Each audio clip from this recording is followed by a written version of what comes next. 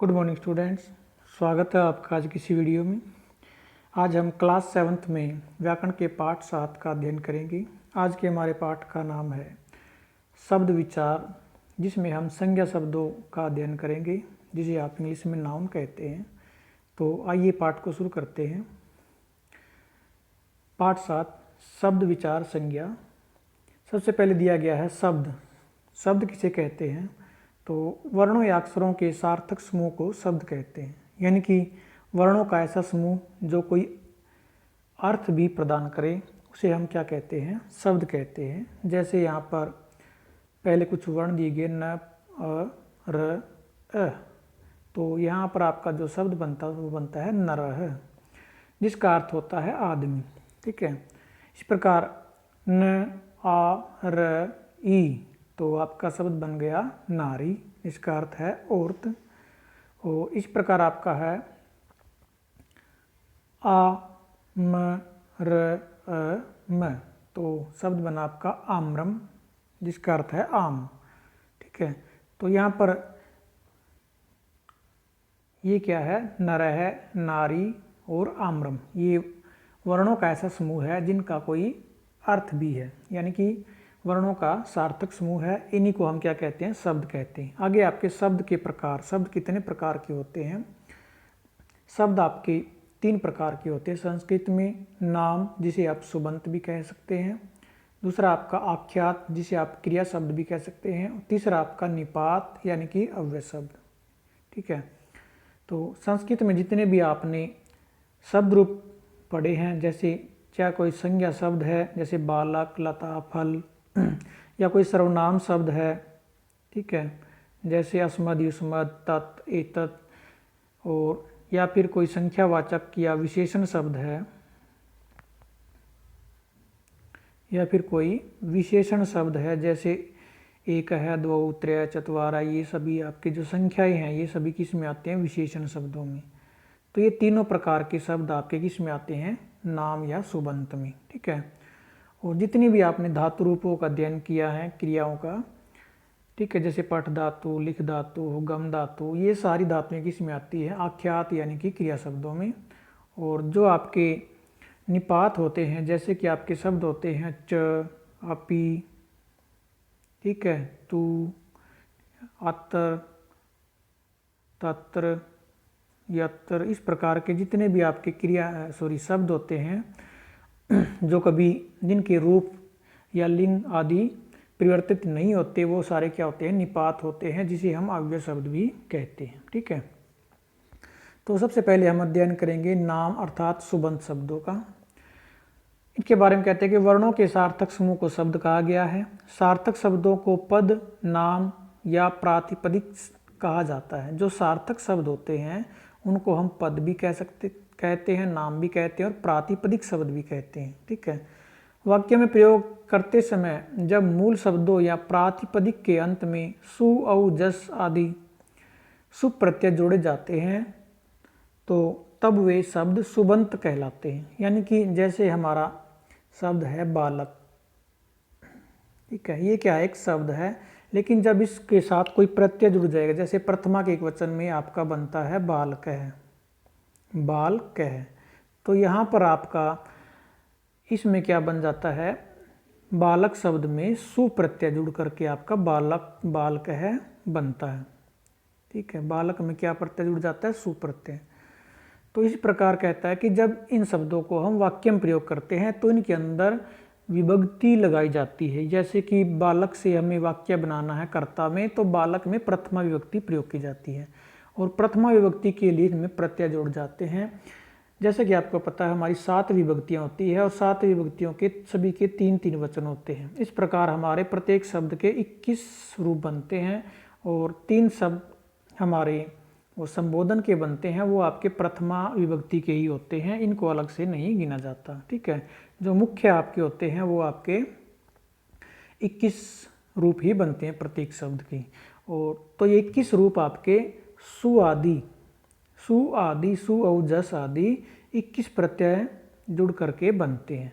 अर्थात प्रत्येक विभक्ति के प्रत्येक वचन में अलग अलग प्रत्यय जुड़ जाता है। ये सु, औ, जस आदि ये 21 प्रत्यय होते हैं जो सातों विभक्तियों के तीनों वचनों में अलग अलग प्रयोग किए जाते हैं यानी कि जुड़ते हैं। जैसे आपका प्रथमा का एक वचन है, प्रथमा विभक्ति का एक वचन है तो वहाँ पर सु प्रत्यय जुड़ जाता है, द्विवचन में आपका औ प्रत्यय जुड़ जाता है और बहुवचन में जस प्रत्यय जुड़ जाता है। ठीक है।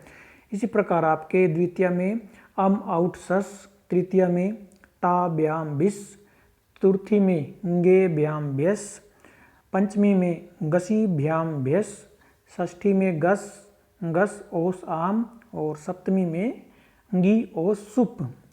ठीक है। ये प्रत्यय 21 प्रत्यय आपके जुड़ करके शब्द रूप बनते हैं। जो आपका अंतिम प्रत्यय होता है वो होता है सुप। तो इन 21 प्रत्ययों के लिए एक नाम रखा गया है सुप। तो वो किस प्रकार रखा गया है, प्रथम प्रत्यय का सु लिया गया है और अंतिम प्रत्यय का अंतिम वर्ण प लिया गया है। दोनों को जोड़ करके क्या बन गया है, सुप एक शब्द बन गया है जो 21 प्रत्ययों को 21 प्रत्ययों के लिए रखा गया है। जो आपका ये सुप शब्द है ये 21 प्रत्ययों को प्रस्तुत करता है। ठीक है। तो यहाँ पर कहता है कि वाक्यों में प्रयोग करते समय जब मूल शब्द यानी कि जो आपके मूल शब्द होते हैं जिनमें कोई विभक्ति नहीं लगी होती है वो आपके क्या होते हैं, मूल शब्द। विभक्ति जुड़ने से पहले, जैसे बालक है इसमें कभी कोई विभक्ति नहीं है तो ये क्या है, आपका मूल शब्द है। जब मूल शब्दों के अंत में, जिसे हम प्रातिपदिक भी कहते हैं, कि अंत में सु और जस आदि सुप प्रत्यय जोड़ जाते हैं तब वे सुबंत कहलाते हैं। सुबंत को अलग अलग करेंगे तो आपका बनेगा सुप प्लस अंत। सुप आपके 21 प्रत्ययों को कहा जाता है और अंत का आपको पता है अंत क्या होता है, बाद में। यानी कि ऐसे शब्द जिनके अंत में यानी बाद में सुप प्रत्यय जुड़े हो उन्हें हम क्या कहते हैं, सुबंत कहते हैं। ठीक है। उन्हें क्या कहते हैं हम, सुबंत कहते हैं। सुप प्लस अंत। ठीक है। क्या बनता है आपका, सुबंत बनता है। जैसे कि आपने जसत्व संधि में पढ़ा था तो यहाँ पर प है जो आपका अपने तीसरे वर्ण में बदल जाता है ब में, प फ ब। तो आपका संधि के अंतर्गत ये जसत्व संधि में सुबंत बन जाता है। इसका अर्थ होता है कि वैसे शब्द जिनके अंत में सुप प्रत्यय जुड़े हों उन्हें हम सुबंत कहते हैं। इन्हें हम सुबंत भी कह सकते हैं और शब्द रूप या प्रातिपदिक शब्द। ठीक है। आगे कहता है कि 7 विभक्तियों में रूप बनाने के लिए जो सु और जस आदि प्रत्यय जोड़े जाते हैं उन्हें सुप कहा जाता है और इन सुप प्रत्ययों को जोड़ने से जो रूप बनते हैं उन्हें सुबंत कहते हैं। वो मैंने आपको बता दिया है। ठीक है। 7 विभक्तियों में रूप बनाने के लिए क्या किया जाता है, सुप प्रत्यय जोड़ जाते हैं और सुप प्रत्यय जोड़ने के बाद जो आपके रूप बनते हैं उन्हें हम क्या कहते हैं, सुबंत कहते हैं। यानी कि जो आपके जैसे बालक है, बालको, बालका, बालकम, बालको, बालकान आदि 7 विभक्तियों में जो रूप आपके बनते हैं और संबोधन में भी आपका जो रूप बनते हैं उन्हें हम क्या कहेंगे, सुबंत कहते हैं। जिन्हें आप शब्द रूप बोलते हैं उन्हें हम सुबंत भी कह सकते हैं। ठीक है। आगे कहता है सुबंत शब्दों के प्रकार। सुबंत शब्द कितने प्रकार के होते हैं, तो यहाँ पर दिया गया कि सुबंत शब्द 2 प्रकार से विभाजित किए गए, यानी कि इनको 2 प्रकार से बांटा गया है। सबसे पहला, किसी शब्द के अंतिम वर्णों के आधार पर, यानी कि किसी भी शब्द के अंत में कौन सा वर्ण आता है उसके आधार पर उसको बांटा गया है। तो इस विभाजन के आधार पर पुनः 2 भागों में बांटा, यानी कि अंतिम वर्ण के आधार पर सुबंत शब्दों के 2 भाग होते हैं। कौन कौन से, अजंत और हलंत। अजंत का अर्थ होता है अच, अंत। अच का अर्थ होता है स्वर और अंत यानी बाद में, यानी ऐसे शब्द जिनके अंत में स्वर हो। ठीक है। जिसे हम स्वरांत भी कह सकते हैं। और हलंत, हल का अर्थ होता है व्यंजन और अंत का अर्थ बाद में, यानी कि ऐसे शब्द जिनके अंत में व्यंजन जुड़ा हो। तो ऐसे शब्द क्या होंगे, व्यंजनांत शब्द कहलाते हैं, जिसे हम हलंत या हलंत शब्द भी कह सकते हैं। और स्वर से अंत होने वाले शब्दों को हम अजंत शब्द कहते हैं। ठीक है। आगे कहता है अजंत या स्वरांत। इसके बारे में बताया गया कि संस्कृत व्याकरण में स्वर वर्णों को अच कहा जाता है। इसके बारे में आपको पता है। अतः जिन शब्दों के अंत में अ, आ, ई, उ आदि स्वरों में से कोई भी स्वर आ जाए तो उन्हें अजंत शब्द कहा जाएगा। ठीक है। अथवा इन्हें स्वरांत शब्द भी कहते हैं। अजंत या स्वरांत शब्द कितने प्रकार के होते हैं, ये 3 प्रकार के होते हैं। अजंत पुल्लिंग, अजंत स्त्रीलिंग, अजंत नपुंसकलिंग। ठीक है।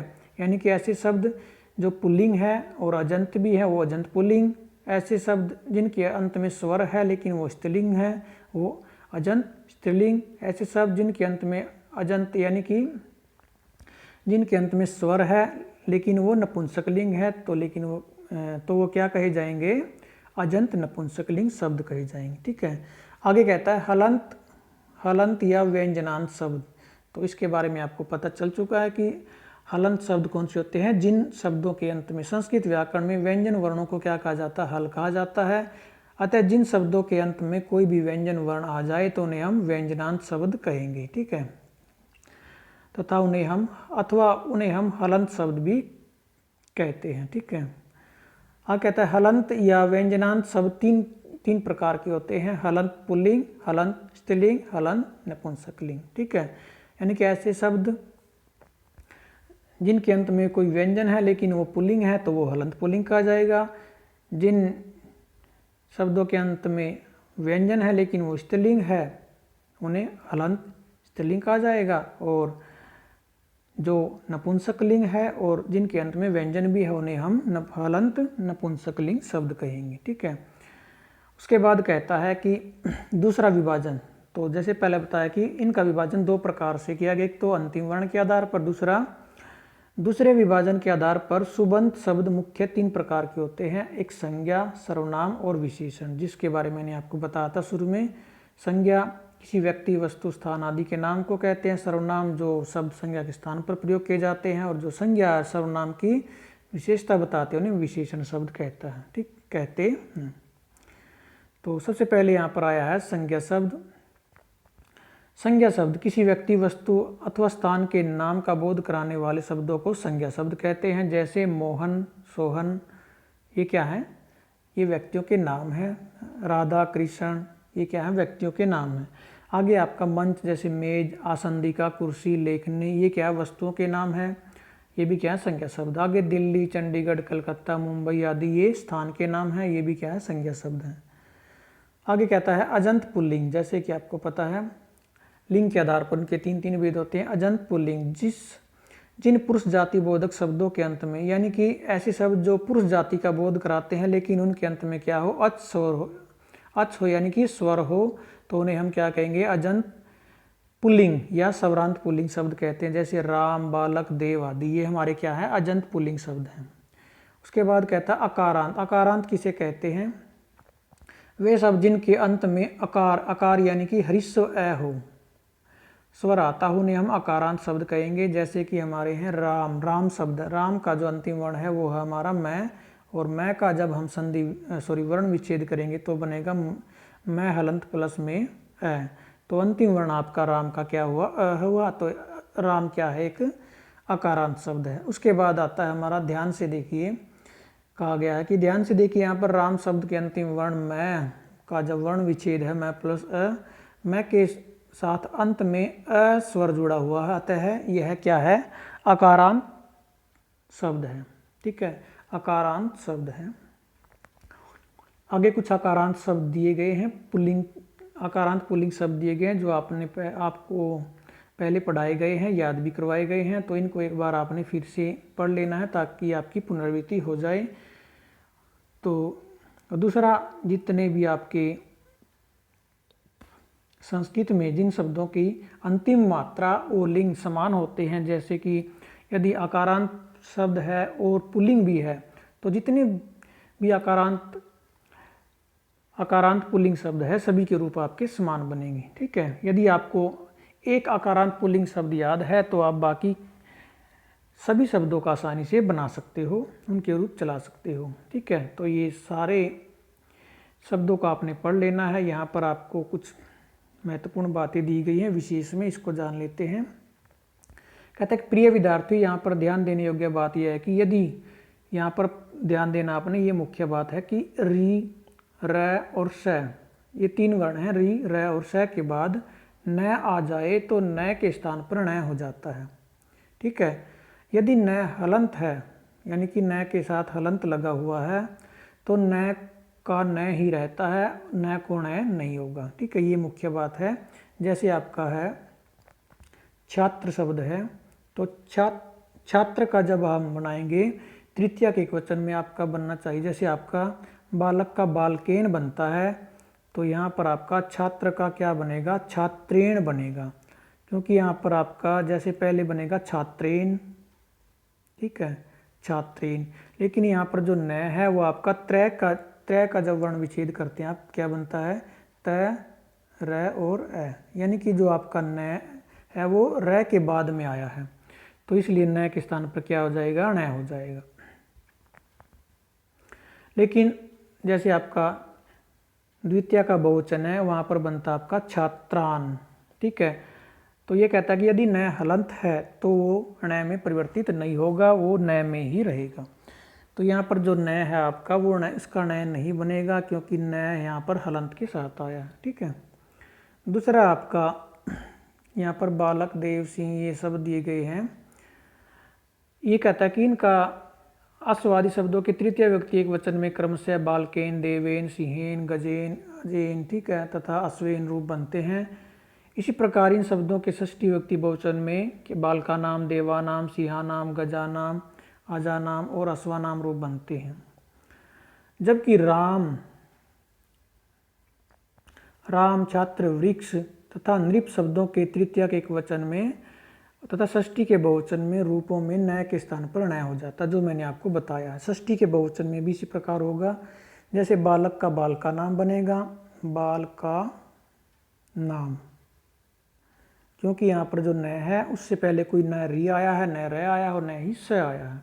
लेकिन छात्र का जब बनाओगे तो वहाँ पर क्या बनेगा, आपका छात्रा नाम बनेगा, क्योंकि यहाँ पर जो न आता है आपका वो त्रय के र के बाद है, त्रय में जो र है उसके बाद आया हुआ है, तो इसलिए न का यहाँ पर न बन जाएगा।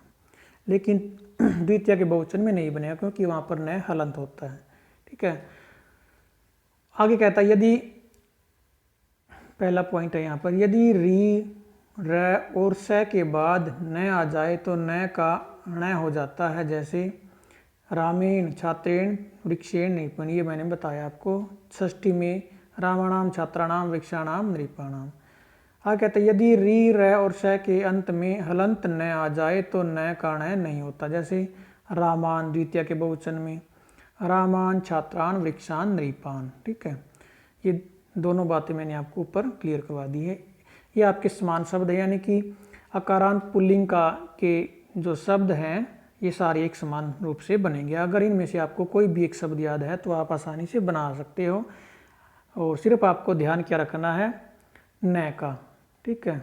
न अगर र के, री के और स के बाद आता है और न बना देना है, बाकी आपके समान बनेंगे, और हलंत वाले न को नहीं बनाना है। उसके बाद आपके इकारांत पुल्लिंग शब्द आते हैं।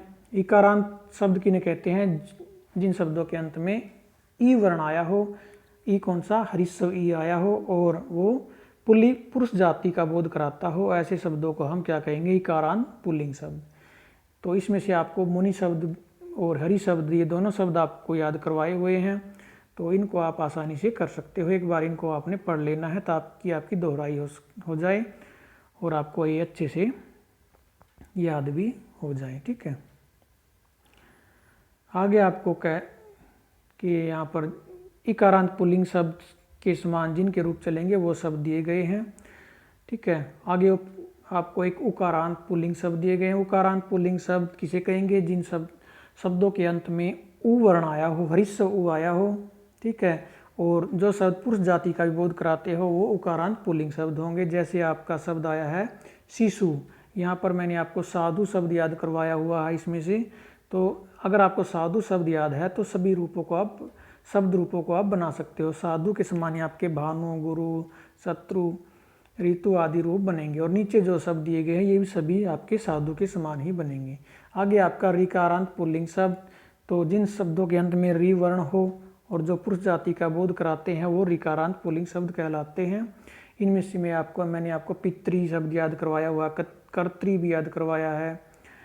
तो पितृ अगर आपको याद है तो ऋकारांत के जितने भी पुल्लिंग शब्द हैं उनको आप आसानी से बना सकते हो, दात्री, भ्रातृ, ठीक है। और नीचे भी जितने भी शब्द दिए गए हैं, होत्री, नेत्री, देवी, देवरी, ठीक है, इनको आप आसानी से बना सकते हो, ठीक है।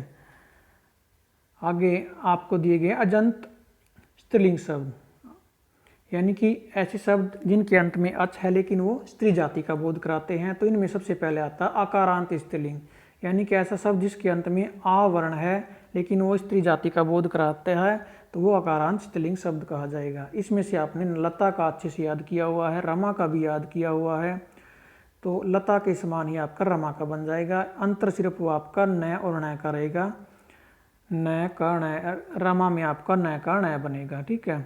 जैसे रमाणाम और बाकी आपका सेम है, यहीं पर आपका बनता है रमाणाम, ठीक है।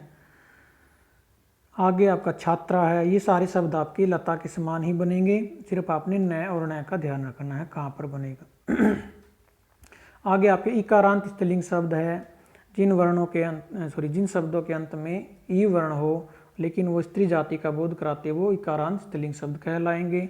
इसमें से मैंने आपको मति का शब्द रूप याद कराया हुआ है, तो मति का जिसको याद है उसी के समान आप गति का बना सकते हो, या नीचे जितने भी शब्द दिए गए हैं इकारांत स्त्रीलिंग के उनके रूप आप बना सकते हो। आगे है दीर्घ इकारांत स्त्रीलिंग शब्द, यानी कि जिस शब्द के अंत में दीर्घ इकार आया हो और वो स्त्री जाति का हो तो वो दीर्घ इकारांत शब्द कहलाएगा। इसमें से आपको नदी का याद है, नदी का अच्छे से मैंने याद कराया है, तो नदी के समान ही आप बाकी शब्दों को बना सकते हो। आगे आपका नपुंसकलिंग शब्द है, नपुंसकलिंग में सबसे पहला आपका है यहाँ पर दिया गया अजंत नपुंसकलिंग। तो अजंत नपुंसकलिंग किसे कहेंगे, यानी कि ऐसे नपुंसकलिंग शब्द जिनके अंत में क्या हो, स्वर हो, स्वर यानी कि अच हो, तो ऐसे शब्दों को हम क्या कहेंगे, अजंत नपुंसकलिंग।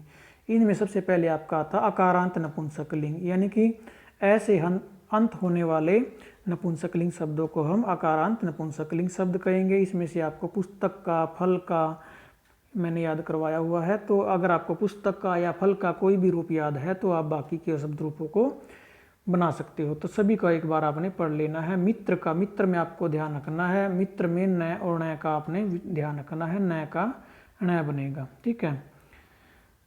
जहाँ पर भी आपका बिना हलंत का न आएगा वहाँ पर आपका न बनाना आपने मित्र में। तो ये बाकी के शब्द भी आपके इसी प्रकार बनेंगे। आपके आगे आपका इकारांत नपुंसकलिंग। तो इकारांत नपुंसकलिंग शब्दों इसे कहेंगे, ऐसे नपुंसकलिंग शब्द जो ई वर्ण से अंत होते हैं वो इकारांत नपुंसकलिंग शब्द कहे जाएंगे। जैसे आपका है वारी शब्द, तो वारी शब्द का शायद आपने अध्ययन नहीं किया है, तो वारी को एक बार मैं रीड करा देता हूँ, बाकी आपके इसी प्रकार बनेंगे।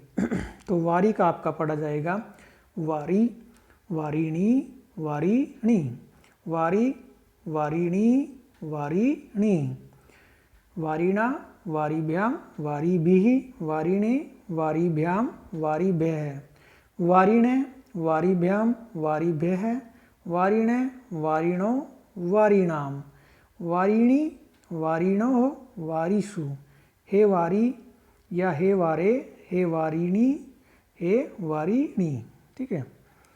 तो इसी प्रकार आपका दधी का बन जाएगा, दधी, दही का रूप भी वारी के समान बदलेगा। और नीचे जो दिए गए आपके अस्थि, हड्डी का, सख्ती, जांग का, अक्षी, आँख का और दधी, दधी का तो ऊपर दे ही दिया है, तो ये भी आपके किसके समान बनेंगे, वारी के समान। आगे आपका है उकारांत नपुंसकलिंग शब्द, जिन शब्दों के ऐसे नपुंसकलिंग शब्द जिनके अंत में उ वर्ण यानी कि उ की मात्रा हो, तो उनको हम क्या कहेंगे, उकारांत नपुंसकलिंग शब्द कहेंगे, ठीक है। जैसे आपका यहाँ पर है मधु, ठीक है, मधु शब्द है, मधु का अर्थ होता है शहद। तो एक शब्द का हम उच्चारण कर लेते हैं, बाकी के शब्द है वो आपके इसी प्रकार बनेंगे, इसी प्रकार उनका उच्चारण किया जाएगा, ठीक है। तो मधु,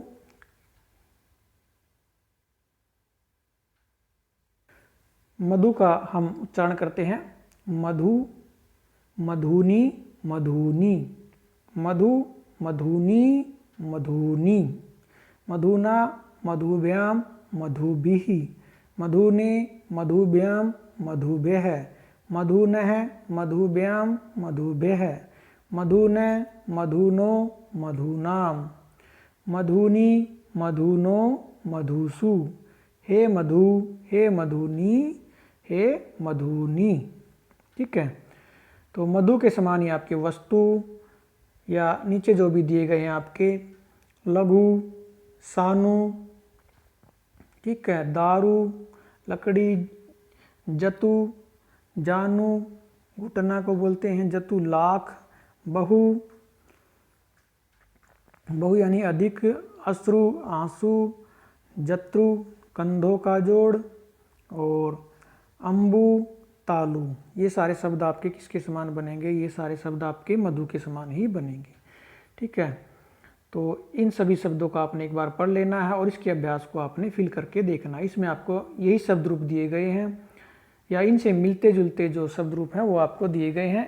इनमें बीच बीच में रिक्त स्थान दिए गए हैं सभी विभक्तियों में, इनको आपने फिल करके देखना है। ठीक है, तो आज के लिए आपका इतना ही, धन्यवाद।